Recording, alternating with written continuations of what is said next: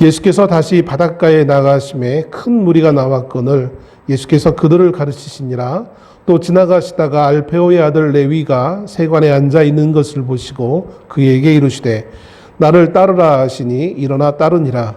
그의 집에 앉아 잡수실 때에 많은 세리와 죄인들이 예수와 그의 제자들과 함께 앉았으니 이는 그러한 사람들이 많이 있어서 예수를 따름이로라. 바리새인의 서기관들이 예수께서 죄인 및 세리들과 함께 잡수시는 것을 보고 그의 제자들에게 이르되 어찌하여 세리 및 죄인들과 함께 먹는가? 예수께서 들으시고 그들에게 이르시되 건강한 자에게는 의사가 쓸데없고 병든 자에게야 쓸데있느니라. 나는 의인을 부르러 온 것이 아니요 죄인을 부르러 왔노라 하시니라. 아멘. 오늘 본문은 알페오의 아들 레위라는 세리를 예수님이 부르시는 장면을 기록해주고 있는 말씀을 우리가 읽었습니다. 오늘 본문의 말씀과 동일한 내용이 마태복음 9장에도 나와 있고요. 누가복음 5장에도 기록되어져 있는 것을 봅니다. 소위 말하는 공관복음이라고 하는 마태, 마가, 누가복음에 동일한 기록을 해주고 있는 것을 보게 되었습니다. 오늘 본문 13절에 보면 예수님이 바닷가에서 큰 무리를 가르치셨음을 말씀해 주고 있습니다. 여기서 말하고 있는 이 바닷가라는 것은 갈릴리 호수를 얘기합니다. 우리는 성경을 읽을 때 유대인들에게 있어서 실제로 바다라는 것은 뭐 지중해를 말할 수도 있겠지만 대부분이 유대인들은 갈릴리를 바다라고 불렀습니다. 그만큼 그 갈릴리 호수가 컸기 때문에 그들의 입장에서는 그게 실제로 우리가 지역학적으로 바다였기 때문에 바다라고 부르는 것은 아니지만 아무튼 그들의 인식상 바다로 받아들였기 때문에 성경도 실제로 바다는 아니지만 바다라고 기록해주고 있는 것을 우리가 염두에 두시고 이 말씀을 읽으셔야 될 줄로 압니다. 이 갈릴리 바다에서 이제 복음을 전했는데 같은 동일한 사건을 기록했다고 했던 아까 마태복음 9장에 보면 예수님께서 배를 타고 건너와서 본 동네에 가르치신 이후에 다른 곳으로 지나가시다가 이 레위를 만나고 있음을 좀 더 정확하게 묘사하고 있습니다. 그러니까 다른 갈릴리 바다 다른 건너편에서 배를 타고 건너오셔서 본 동네라는 곳에서 복음을 가르치셔요. 이 본 동네의 이제 바닷가를 의미합니다. 본 동네라는 것은 동네 이름이 본이 아니라 한자 성경을 가시는 분들이 그 뿌리본 근본 본자로 써 있는 걸 여러분 아실 수 있을 거예요. 이건 무슨 말이냐면 우리식으로 얘기하면 뭐 경기도 하면 경기도의 도청 소재지 수원에 있죠. 중심이 되는 그 동네를 의미하는 거예요. 여기서 아마 이제 가버나움으로 보통 학자들은 이야기합니다. 가버나움 근방에 이 갈릴리 호수 근처에서 복음을 전하시다가 다른 지역으로 옮겨가시기 위해 움직이는 가운데 이 레위라는 사람을 만나게 되어진다는 것입니다. 아마 예수님은 사람들이 많이 왕래하는 도로가로 지나셨던 것 같습니다. 그래서 그곳에 많은 상인들이나 또 여러 이제 여행자들이 많이 다니는 그 지역을 지나가게 되었습니다. 아마 이곳은 이스라엘의 입장에서 북쪽 국경 지역과 좀 가까운 곳이었기 때문에 북쪽에서 이제 예루살렘 쪽으로 내려오는 상인들이 많이 지나갔던 걸로 추측되어집니다. 그래서 상인들뿐만 아니라 그 지역에 많은 사람들이 왕래하는 그런 도로가에 예수님이 지나가시다가 세관에 앉아있던 레위를 만나게 되어집니다. 세관이라고 해서 우리가 생각하는 것처럼 어떤 뭐 건물이 좀 그래도 어느 정도 규모가 있는 건물이라고 생각하시면 안 됩니다. 이 당시 세관이라는 것은 특정한 건물이 있지 않아요.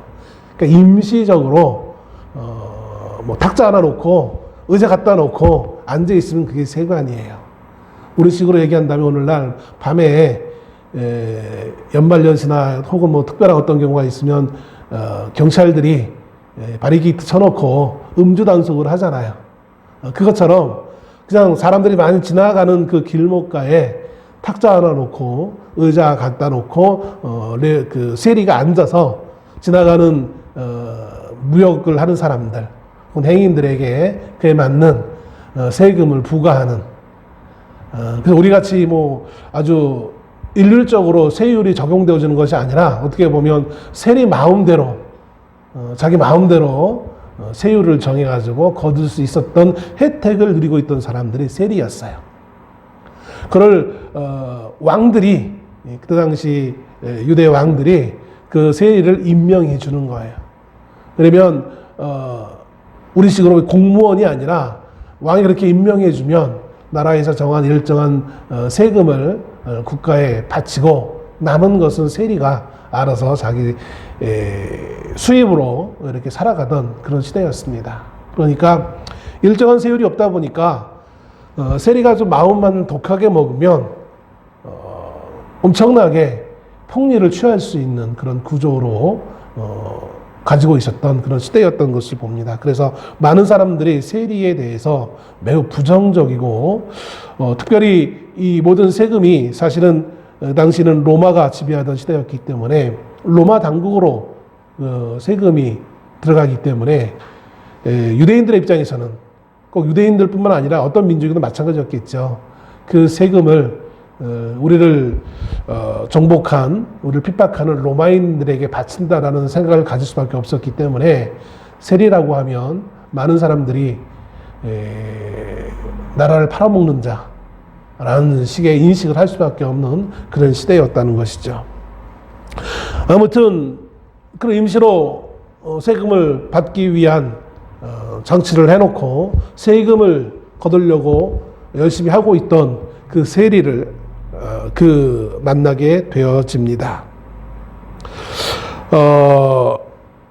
오늘 예수님의 눈에 띈 이 세리, 레위라고 이름을 기록하고 있지만 사실은 레위라는 것은 그 사람의 정식 이름이라기보다는 지파를 의미하는 걸로 학자들은 많이 추측을 합니다.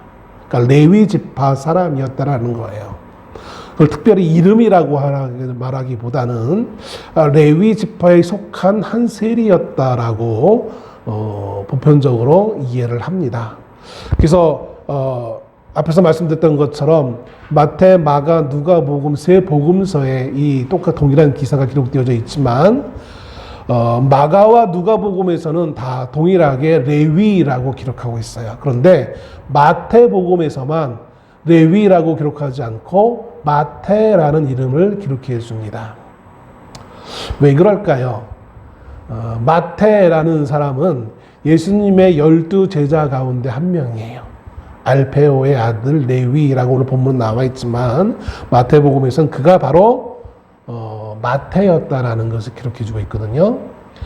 그래서 마태는 본인이 하나님의 영감을 받고 기록하게 하신 마태복음에서 본인이 그를 기록하고 있기 때문에 레위인이라고 레위지파라고 하지 않고 본인 이름 적고 있는 거예요. 그대로 그냥 마태, 그 사람이 바로 마태 나였어라고 뭐 부끄러워하지 않고 뭔가 부담스럽지 않게 자기 이름을 그대로 자신이 밝히고 있는 거예요. 그러나 마가나 누가복음에서는 당사자가 아니잖아요. 그리고 마가와 누가는 아무래도 12제자 가운데 한 사람은 아니었단 말이에요. 그러면 교회 질서상 어떻게 보면 우리도 지금 세상에서 그런 경우도 많이 있잖아요. 누가 어른의 나보다 선배의 이름을 어떻게 이제 공적인 그런 곳에서 이름을 언급하는 것이 좀 그러지 않을 때 예의가 아니라고 생각할 때에 이름을 밝힐 수 없는 그런 경우가 있단 말이에요. 그래서 레위인이었다라고만 얘기하고 오늘 끝나가지만 마태복음에서는 본인이기 때문에 마태라고 분명하게 언급하고 있는 것을 봅니다. 그래서 다른 사람이 아닙니다. 성경을 읽으시다가 마태복음에서는 마태로 나와 있는데 여기는 왜 레위라고 이름이 달라라고 여러분 착각하지 마시고 동일 인물이라고 이해하시고 이 말씀을 보시면 될 것 같습니다. 예수님은 이 레위인, 이 마태를 향하여서 말씀하십니다. 14절 말씀에 나를 따르라 이렇게 말씀합니다. 예수님이 이 레위에게 나를 따르라라고 말씀하시는 그 순간 모르겠습니다. 성경상으로 본다면 바로 일어나 따르니라 라고 성경은 기록해 주고 있습니다. 뭐 잠시 잠깐의 어떤 갈등도 없었고 주저함도 없었고 그것이 예수님 말씀이 명령하자마자 그렇게 했는지 아니면 한 뭐 2, 3분 좀 주저하다가 했는지 모르겠지만 최소한 예수님이 그 자리에서 그렇게 오래 기다리지 않을 정도로 짧은 시간에 이 마태는 예수님의 말씀을 따라 일어나 따랐다라고 성경은 기록해 주고 있는 것을 보게 되어집니다. 이 따르라라는 이 말씀의 헬라어 원문을 보면 문법적으로 보면 미완료형이라는 형태로 사용되었습니다. 이것은 무엇을 의미하냐면 예수님이 나를 따르러 가신 말씀의 그 의미는 내가 지금 너와 함께 이어지는 말씀에 보면 이제 식사를 하시잖아요. 그래서 한번 밥을 먹는 걸로 끝나는 것이 아니라 계속해서 예수님과 함께함을 권면하고 있다는 것입니다. 예수님은 세관에 앉아서 세금을 걷고 있던 이 레위인 마태에게 너 그거 하지 말고 나를 따르라. 너 그거 포기하고 그거 버려두고 나를 따르라. 나를 따르되 끝까지 나를 따르라. 라고 예수님은 지금 권면하고 있는 것입니다. 예수님의 이 권면에 마태는 주저하지 않고 놀랍게 따릅니다. 어떻게 이런 일이 있을 수 있을까? 모르겠습니다. 이것이 예수님의 권능의 말씀에 어떤 권위가 있는 것이 아닐까라는 생각을 해볼 수밖에 없는 거예요. 마태가 내가 예수님을 만나면 꼭 따라야지 그렇게 처음부터 마음을 작정하고 있던 사람은 아니었습니다. 본문의 뉘앙스상 그는 그저 예수님과 아무런 상관없이 자신의 본업에 충실하던 사람이었던 것을 추측해 볼 수 있어요. 이 마태는 그저 그냥 자신의 할 일을 열심히 했을 뿐이에요. 그러다가 예수님을 만나고 예수님의 말씀에 바로 반응하여서 예수님을 따라가는 모습을 우리에게 보여주고 있습니다. 베드로나 안드레나 야고보와 요한처럼 여러 번에 걸쳐서 예수님을 만나서 좀 예수님을 익숙한 상태에서 나를 따라오라. 내가 너를 사람당 나무가 되게 하리라는 그 유명한 말씀을 하셨을 때 따라온 그런 상황은 아니었다라는 거예요. 우리가 보편적으로 베드로도 예수님의 말씀이 한 번 말씀에 따라온 걸로 우리는 추측하고 있지만 사실은 이미 그 이전에 예수님에 대해서 알고 있던 부류의 사람들이었어요. 그러나 마태는 그렇지 않았던 것 같습니다. 예수님과의 어떤 접촉점도 없었던 사람이었는데 문득 어느 한 날 바로 이날 예수님을 만나고 예수님의 말씀에 그 인생 일대에 완전히 그 인생이 변화되는 바뀌는 놀라운 결정을 하고 예수님과 함께하는 모습을 우리에게 보여줍니다. 저는 오늘 이 말씀을 묵상하면서 이 말씀을 준비하면서 이 본문이 우리에게 무엇을 말씀하시는가 하는 것을 한번 묵상해 봤어요. 오늘 이 마태의 부르심은 베드로의 부르심과 다른 것은 물론 다 마태나 베드로나 다 사도로서 부름을 받은 사람이긴 하지만 그러나 베드로 같은 경우는 처음부터 사도로서의 언질을 하면서 부릅니다. 내가 너를 사람 낚는 어부가 되게 하리라는 말씀을 통하여서 충분히 사도로서의 그 사명을 예측하는 가운데 부르시는 것을 볼 수 있어요. 그런데 마태는 똑같은 12명의 사도 가운데 한 명이지만 그 첫 번째 부르심을 놓고 보면 그런 사도로서의 존재 모습이 전혀 없는 것을 보게 되어집니다. 그럼 이 두 부르심 사이에는 분명히 차이가 있다라는 거예요. 그게 뭘까? 가만히 보니까 베드로의 부르심은 사역적 측면에서의 직분자들을 향한 부르심을 내용을 우리에게 상징적으로 보여주고 있다라고 생각해 본다면 이 마태는 우리 성도 한 사람 한 사람들의 부르심에 대한 하나님의 권면의 말씀이 여기에 담겨 있다라고 이해해 볼 수 있다라는 거예요.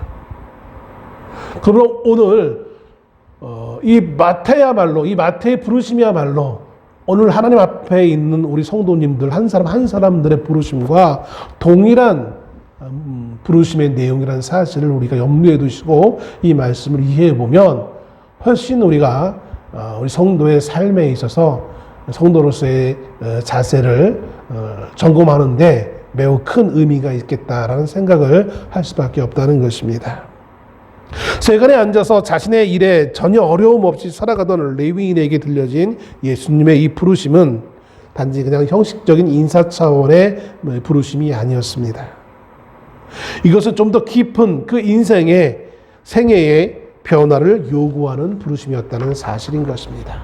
그냥 가볍게 우리가 그냥 오며 가며 만나서 안면 트고 어떤 시간이 되면 한번 어쩌다 한번 만나서 식사나 한번 하자 하면서 그런 식의 어떤 만남에 제한된 만남이 아니라는 거예요. 여러분, 주님이 우리를 부르신 것은 우리가 그냥 일주일에 한번 교회에 와서 예배 드리는 그런 모습으로 우리가 살도록 우리를 부르신 것은 아니라는 겁니다.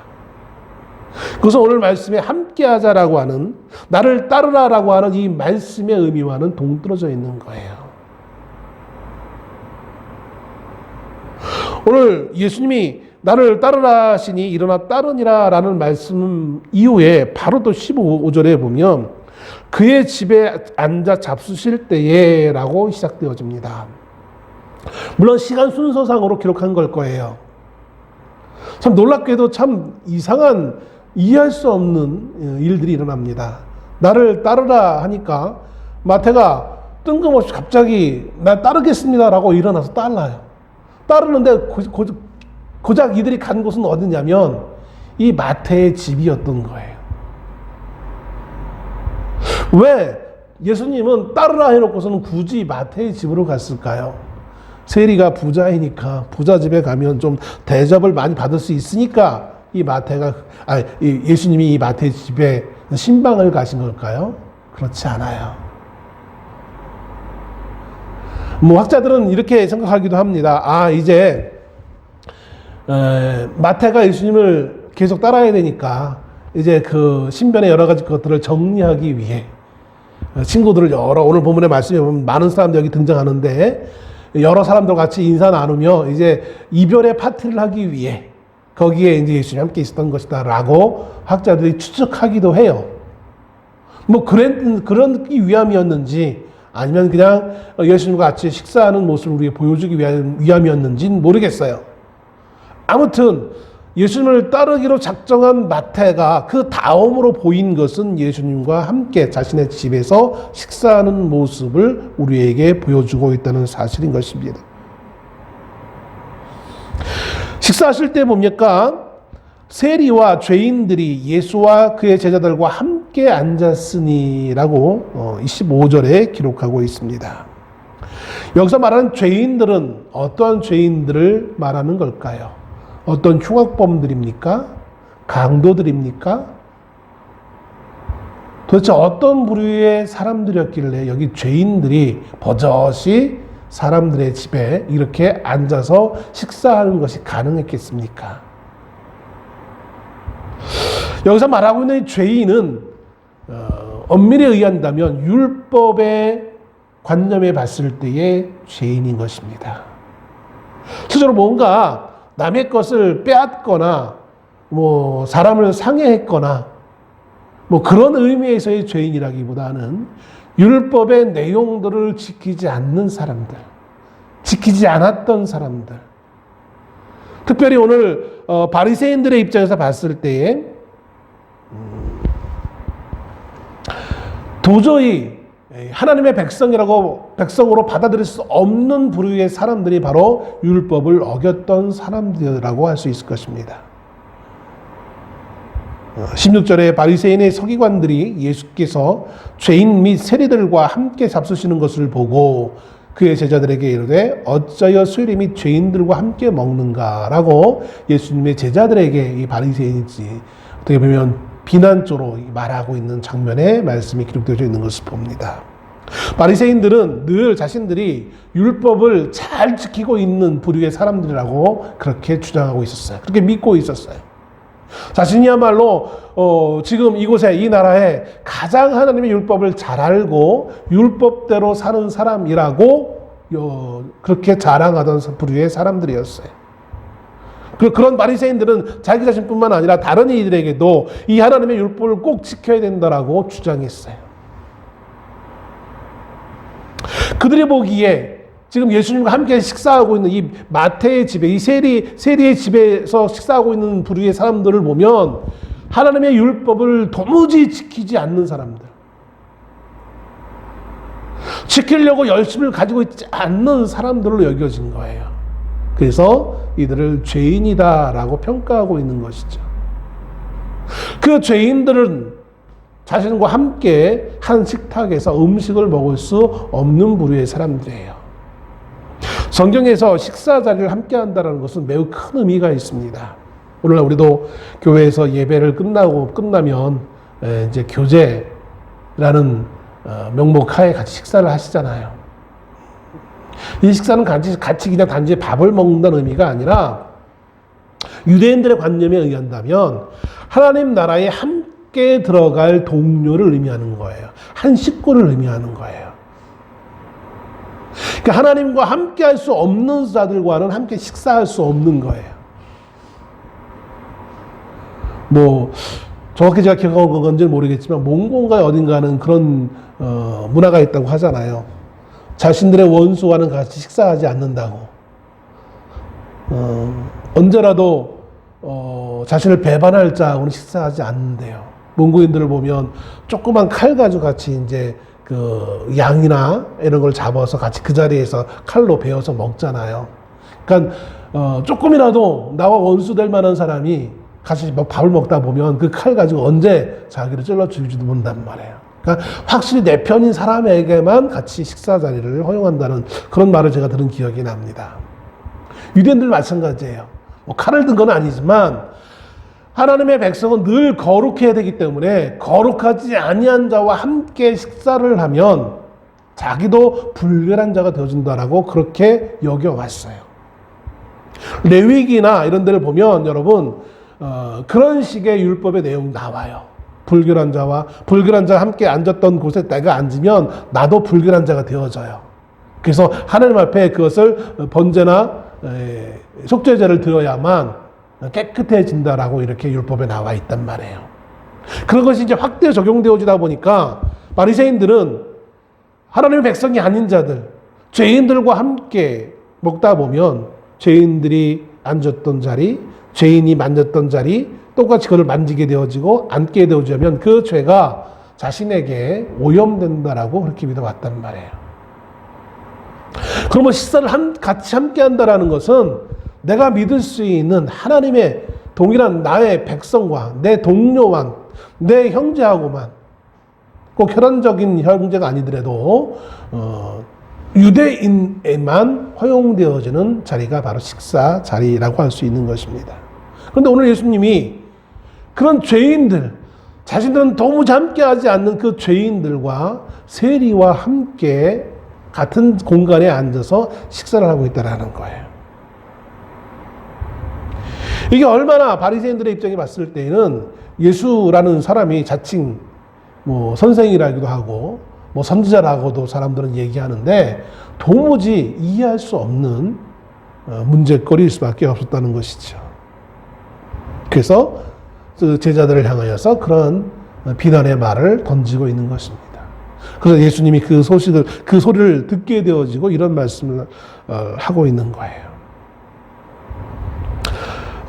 사실 예수님이 이미 다른 데서도 보면 마태복음 23장 13절 이렇게 말씀합니다. 화 있을진저 외식하는 서기관들과 바리새인들이여 너희는 천국문을 사람들 앞에서 닫고 너희도 들어가지 않고 들어가려 하는 자도 들어가지 못하게 하는도다.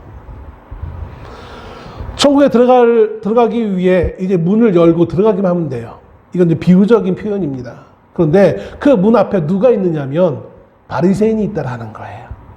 자신들이 가지고 있는 율법 해석을 가지고 그 천국에 들어가려고 하는 자들 들어가지 못하게 막고 있다라는 거예요. 바리새인들이. 그만큼 바리새인들은 자기뿐만 아니라 타인을 향하여서 율법적 잣대로 모든 일을 재기 때문에 많은 이들에게 아픔을 가져다주고 위선적인 모습을 가지고 있는 것을 예수님은 지적하고 있는 것을 보게 되어집니다. 예수님은 이 바리새인들과의 대화 가운데 무엇을 말씀하시냐면 바리새인들의 목적은 이거 한 가지였어요. 율법을 해석하고 그 율법의 조항을 지키는 것에 관심을 가졌어요. 그것이 바리새인들의 가르침이었어요. 반면에 예수님의 가르침은 율법 조항 하나하나를 지키는 데의 문제가 아니라 근본적인 삶의 회개와 돌이킴에 대한 말씀이었던 거예요. 우리가 성경을 읽다 보시면 구약 성경 후반부에 가면 갈수록 하나님이 말씀하십니다. 너희가 율법을 지키고 제사를 드리는데 그 조항 하나하나를 지키는 거에 관심을 가지고 거기에 만족하지만 하나님이 바라시는 것은 그것이 아니라는 거예요. 근본적인 삶의 회개였어요. 근본적인 마음의 회개였어요. 율법 조항 하나를 지켜서 되어지는 문제가 아니라 우리의 삶의 마음의 변화를 얘기하고 있는 거예요. 우리의 상황의 변화가 아니라 우리가 가지고 있는 어떤 상황, 어떤 문제 하나의 변화가 아니라 더 근본적인 우리의 마음의 중심의 변화를 예수님은 말씀하고 있었다는 사실인 것이죠. 오늘날도 우리는 무언가 이 하나님의 나라를 무언가 부족한 것을 하나 채워 넣는 걸로 하나님 나라를 이룰 걸로 착각하고 있다는 것이죠. 그러나 하나님의 나라는 뭔가 하나를 바꾸어서 이루어지는 것이 아니에요. 상황이 하나 바뀌어졌기 때문에 하나님 나라가 이루어지는 것이 아니에요. 우리의 문제가 없어졌다고 해서 하나님의 나라가 우리에게 오는 것은 결코 아니라는 것이죠. 뭔가 우리는 또 내지는 현대인들은 뭔가 좀 가르치면 바뀌어지겠거니라고 기대해요. 뭔가를 가르쳐서 바꿔줄 수 있는 것도 하나님의 나라는 아니라는 거예요.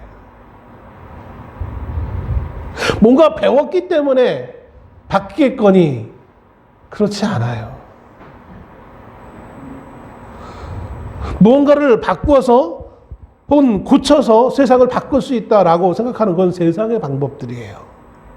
세상은 끊임없이 제도를 바꾸고 뭔가 상황을 바꾸고 문제를 바꿔서 세상을 더 나은 세상으로 바꿀 수 있다라고 그렇게 꿈을 가지고 나아갑니다. 지금도 이 추운 추위에 저 한남동 대통령 관저 앞에 있는 사람들은 그런 모습으로 있는 거예요. 그게 잘못됐다라고 말하는 게 아니에요. 세상의 방식인 거예요. 이 문제를 해결하면, 이렇게 바꾸면, 이 제도를 고치면 더 나은 세상이 될 거야 라고 세상은 말하고 있다라는 거예요.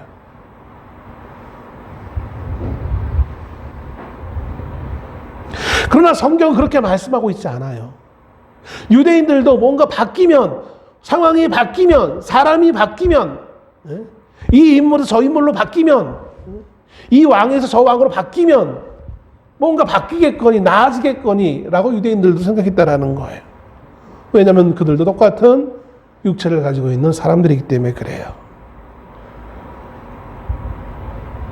그렇기 때문에 유대인들은 자신들의 상황을 바꾸어줄 메시아를 기다리고 있었던 거예요.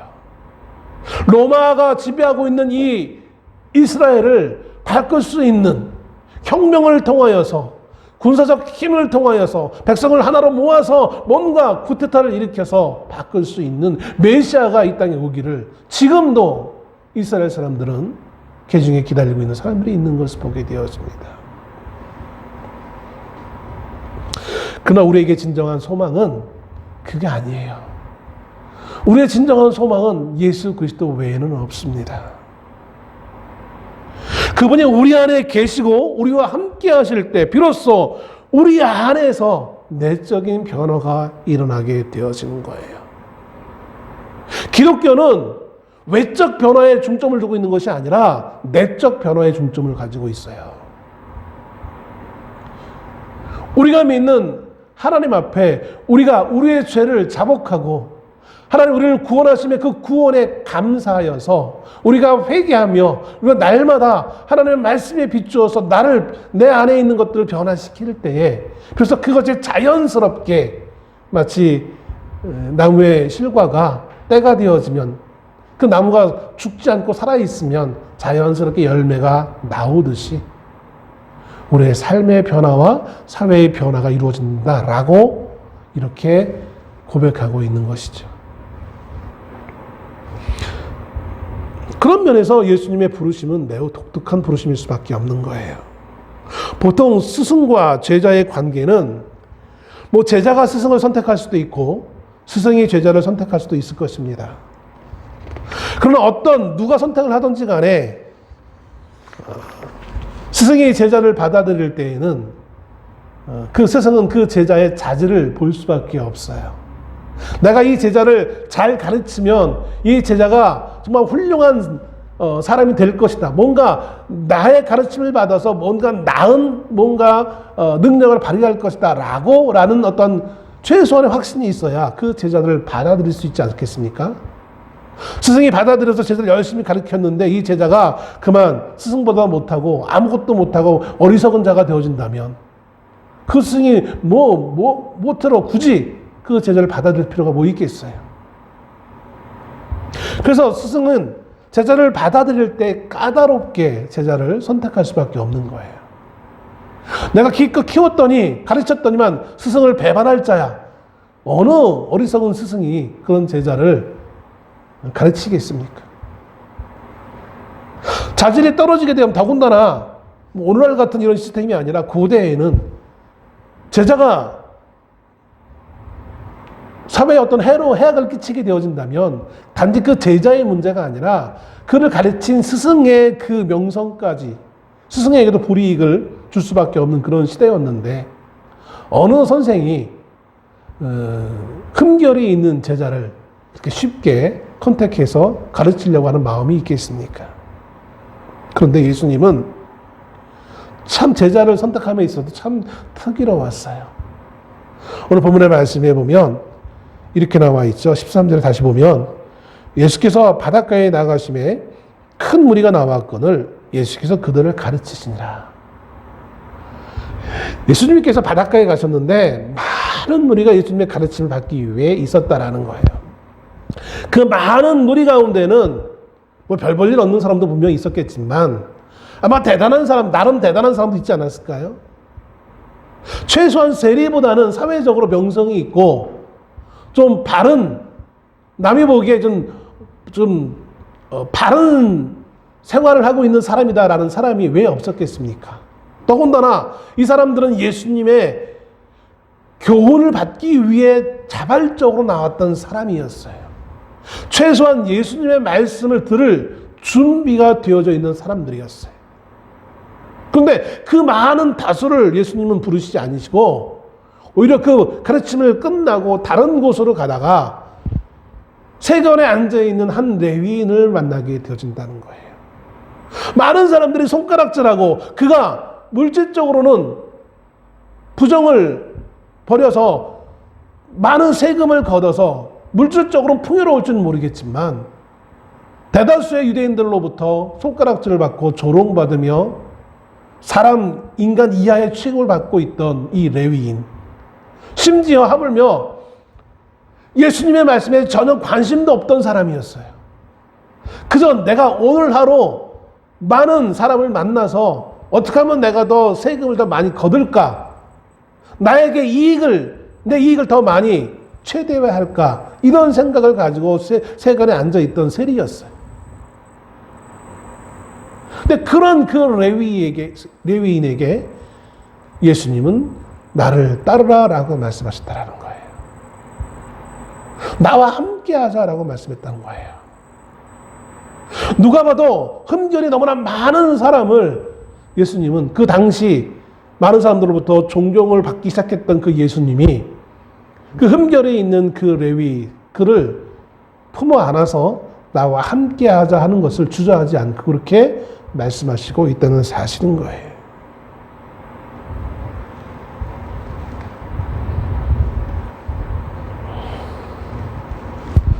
그러면서 그의 집에 함께 가셔서 보편의 바리새인들, 보편적 유대인들에게 있어서는 생각할 수도 없는 그 집에 가서 식사하기를 마다하지 않고 함께 먹고 있다는 사실인 것이죠. 여러분, 누구나 사람들이 싫어하는 사람 집에 거기 가서 식사를 한다고 하면 사람들이 나를 어떻게 생각할까? 이렇게 한 번쯤은 생각되지 않겠습니까? 주저하게 되어지죠. 더군다나 내가 사회적인 좀 지위가 있는 사람이라면 더 그럴 수밖에 없는 거예요. 그런데 예수님은 전혀 그런 거 연연하지 않고 그 세리의 집에 가서 함께 식사를 합니다. 세리뿐만 아니라 많은 죄인들이 거기에 앉아 있는 거예요. 그러면서 예수님은 비난하고 있는 바리새인들을 향해서 이렇게 얘기합니다. 17절에 예수께서 들으시고 그들에게 이르시되 건강한 자에게는 의사가 쓸데없고 병든 자에게라야 쓸데있느니라. 그렇잖아요. 의사가 필요한 것이 어디입니까? 건강한 사람들이 많은 곳에 의사가 필요한 것이 아니에요. 환자가 있는 곳에 의사가 있어야 되잖아요. 세리가 죄인들의 죄가 없다는 게 아니에요. 그들의 의인이라고 예수님 말씀하시지 않아요. 그들의 죄인인 거 예수님도 알아요. 하나님의 율법을 지키지 않는 거 알아요. 그런데 그들이 바로 그들에게 내가 필요하다는 거예요. 내가 필요하기에 내가 그들과 함께하고 또 내가 그들과 함께함을 통하여 그들 안에 변화의 역사가 일어남에 대해서 예수님은 우리에게 지금 교훈하고 있는 거예요. 나는 의인을 부르러 온 것이 아니요 죄인을 부르러 왔노라 라고 말씀합니다. 사람들은 나는 의인이라고 착각하며 인생을 살아갑니다. 왜냐하면 나는 이것도 지키고 저것도 지키고 그것도 지켰으니까. 나는 다른 사람과는 다르게 나는 그래도 좀 의롭게 좀 뭐 의롭게라고까지는 말을 못해도 그래도 나는 그렇게 부끄럽지 않은 삶을 살았어라고 인생들은 그렇게 자유하며 살아갑니다. 단지 그것이 사람 앞에서의 부끄러움 없는 인생일지 모르겠지만 정작 그것으로 말미암아 우리가 하나님 앞에 나가는 것을 방해할 경우가 참 많은 것을 여러분 조심하시길 바랍니다. 하나님이 찾으시는 자는 의인이 아니라 죄인이라는 것입니다. 야, 하나님을 만나기 위해 내가 가서 지금부터 죄를 많이 져야 되겠다. 여러분, 그런 의미가 아니잖아요. 하나님 앞에 늘 자신의 부족함을 알고 하나님의 은혜를 구하는 자야말로 정말 하나님이 기뻐하는 자인 것입니다. 율법의 조항 하나하나를 다 지켰기 때문에 나는 의로워. 조항은 지켰지 모르겠지만 그 마음에는 오히려 죄인들보다 더 더러운 마음이 그 안에 가득 할 수밖에 없는 현실의 모습을 발견하게 되었습니다. 지난주 중에 참 하루하루마다 정말 놀라운 일들이 자꾸 일어나고 있긴 하지만 이렇게 말하면 또 정치 얘기를 한다고 할지 모르겠는데 어느 한 여당 국회의원이 국회에서 백골단이라고 자칭하는 사람들을 모아놓고 인터뷰하는 장면을 보게 되었습니다. 저도 학생 때 저는 운동권과는 거리가 멀었기 때문에 뭐라고 말할 수는 없겠지만 백골단의 의미가 그 당시 80년대, 70년대에 어떤 의미였는지를 조금 생각해 본다면 저렇게 하는 게 과연 올바를까? 지난주에도 말씀드린 것 같은데 기독교가 복음을 전해서 한국 사회에 많은 크리스찬을 만들어낸 것은 참 아름다운 선한 또 가지지 못한 자를 많이 섬긴 것에 있어서는 너무나 선한 사역을 많이 했어요. 근데 그 반면에 우리 한국 사회에 끼친 해악도 참 크다라는 생각을 해보게 되었습니다. 아마 나이 드신 목사님들은 제 의견을 반대할지 모르겠지만 예전에 해방기 이제 남북으로 나눈 상태에 소북 청년단이라는 그런 단체가 있었어요. 이제 북한 지역에 살고 있던 크리스찬들 가운데 북한의 그 압박을 견디지 못하고 남한으로 넘어온 사람들이었죠. 그의 마음에는 하나님을 향한 순수한 모습이 없지 않아 있었을 것이다 생각되어집니다. 그러나 또 그 반면에 그들 실생활에서 느꼈던 쌓였던 그 아픔, 공산당으로부터 고통을 당했던 그 아픔이 너무나 깊이 각인되어진 나머지 이 남한에 와서 두 가지의 이념을 가지고 남한 사회에 적응하죠. 하나는 기독교의 신앙, 하나는 공산당은 무조건 잡아야 된다, 때려잡아야 된다. 그래서 여러 가지 남한에서 있었던 많은 사건 가운데 서북 청년단이 상당히 많은 부정적인, 정권에는 좋게 보일지 모르겠지만 그러나 한국 사회에 있어서는 너무나 많은 부정적인 모습도 없지 않아 폭력적인 모습을 보여왔어요. 그게 지금 이어져서 오늘날 백골단 보니까 그 사람들 뿌리를 찾아가 보니까 지금 한국의 큰 대형교회 계속 입에 오르내리고 있는 그 목사님 교회에서 출발되어지는 걸로 나오는 것을 보게 되어집니다. 여러분, 성경 어디에도 믿음의 사람들이 사람들을 저주하며 폭력적으로 문제를 해결하라고 말씀하고 있지 않아요. 최소한 믿음의 사람이라면 세상 사람들도 그렇게 얘기하잖아. 양심 좀 지켜라. 양심 좀 있어라. 주님이 우리를 부르신 것은 단지 어떤 율법의 조항 하나하나를 지키라고 우리를 부르신 게 아니에요. 우리의 마음의 변화를 가지고 예수님과 함께하기 위해 우리를 부르신 거예요. 우리가 예수님과 함께한다면 어떻게 그 비양심적인 일들을, 폭력적인 일들을 서슴없이 나와 의견이 다르다고 해서 나는 국가를 지키려고 이렇게 폭력을 하는 거야. 그거는 편협한 생각이죠. 그게 정말 국가를 지킨다는 100% 확신이 어디 있습니까? 얼마나 많은 곳에서 우리가 사람들에게 잘못된 마음을 가지고 있는 사람들에게 이용당해 왔는지 역사가 그것을 증명하고 있잖아요. 앞에서 말씀드린 것처럼 어떤 상황을 바꿔야만 우리가 행복해, 우리가 소망이 있어. 성경은 그렇게 말씀하고 있지 않아요. 우리의 소망은 누군가를 때려잡아서 오는 것이 아니라, 뭔가를 고쳐서 오는 것이 아니라 우리 안에 예수 그리스도와 함께함으로 말미암아 우리 안에 변화가 일어나고 이 땅에 변화가 일어나는 그것이야말로 진정한 소망이라고 성경은 말씀해 주고 있는 거예요. 모르겠습니다. 대통령의 탄핵이 그 구속이 언제 될지는 모르겠어요. 많은 사람들이 그거를 기대하면서 밤에 자다가 깨어나면 다시 뉴스를 보고 안심이 못해서 다시 그걸 보고 아무 일 없네 다시 또 실망하고 잠자고 이런다고 하더라고요. 대통령의 구속이 우리에게 얼마나 큰 변화를 일으켜 줄 줄은 모르겠습니다. 그런 것은 이제 법적인 절차에 따라서 해야 되겠죠. 그러나 그것이 우리에게 진정한 소망을 가져다 주는 것은 아닙니다. 우리가 좀 더 물질적인 성공을 가졌다고 해서 그것이 우리에게 소망을 주는 것은 아닙니다. 얼마나 많은 기독교인 지도자들이 지금 비양심적인 일을 하는지. 아니, 법을 분명히 어겼는데 안 어겼대요. 근데 그렇게 나서는 사람들의 대부분을 보면 다 대형교회 집사들이고 장로들이고 어떻게 하다가 이 기독교가 이렇게 되는지 모르겠어요. 부정을 저지른 걸 보면 다 대형교회 권사들이고 장로들이고 안수집사들이에요. 한국 사회에.